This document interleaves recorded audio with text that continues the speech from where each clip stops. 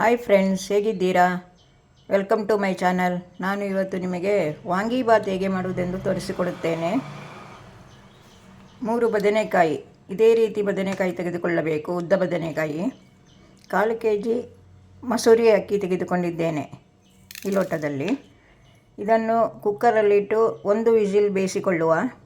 ನಾನು ಬಸಿಯುತ್ತೇನೆ ಇದನ್ನು ಉದ್ದಕ್ಕೆ ಕಟ್ ಮಾಡಿಕೊಂಡು ಬರುವ. ಈಗ ನೀರಲ್ಲಿ ಹಾಕ್ಕೊಂಡಿದ್ದೀರಲ್ಲ ಬದನೆಕಾಯಿ, ಅದನ್ನು ಸರಿಯಾಗಿ ಹಿಂಡಿ ಹಾಕಿ.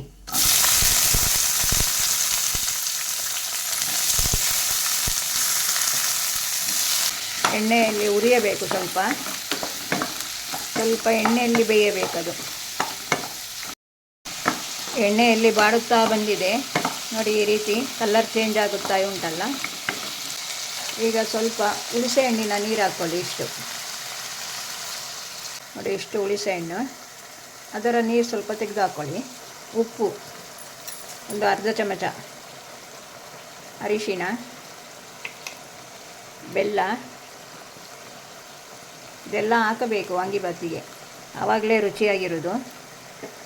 ಸ್ವಲ್ಪ ಬೇಯಲಿ, ಇದನ್ನು ಸ್ವಲ್ಪ ಮುಚ್ಚಿಡುವ.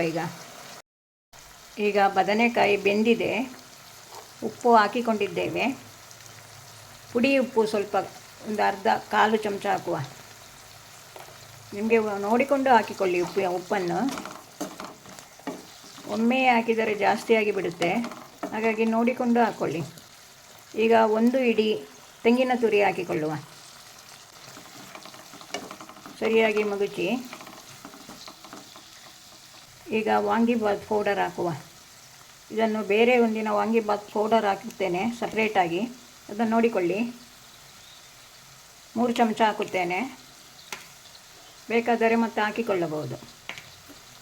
ಒಮ್ಮೆ ಹಾಕಿದರೆ ಖಾರ ಆದರೆ ಮಕ್ಕಳು ಸಹ ತಿನ್ನುವುದಿಲ್ಲ, ಹಾಗಾಗಿ ಹದವಾಗಿ 3 ಚಮಚ ಹಾಕಿಕೊಳ್ಳಿ. ಇದು 1/4 kg 1 ವಿಸಿಲ್ ಹಾಕಿ ಬೇಯಿಸಿ ಇಟ್ಟುಕೊಂಡ ಅನ್ನ. ಎಷ್ಟು ಬೇಕೋ ಅಷ್ಟೇ ಹಾಕಿಕೊಳ್ಳಿ, ಎಲ್ಲ ಒಂದೇ ಸರಿ ಹಾಕಬೇಡಿ. ಮಿಕ್ಸ್ ಮಾಡಿಕೊಳ್ಳುವ ಅನ್ನವನ್ನು. ಸ್ವಲ್ಪ ಹಾಕ್ಕೊಳ್ಳಿ, ಅರ್ಧ ಹಾಕ್ಕೊಳ್ಳಿ ಫಸ್ಟಿಗೆ.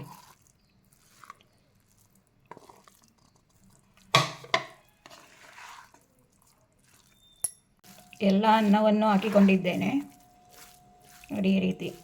ಅನ್ನ ಸಹ ಆರಿರಬೇಕು, ಒಗ್ಗರಣೆಗೆ ಬದನೆಯನ್ನು ಇಟ್ಟುಕೊಂಡಿದ್ದೇವಲ್ಲ ಅದರೂ ಸಹ ಆರಿರಬೇಕು. ಅನ್ನವನ್ನು ಬಿಸಿ ಬಿಸಿ ಹಾಕಬೇಡಿ, ಮುದ್ದೆ ಆಗುತ್ತದೆ.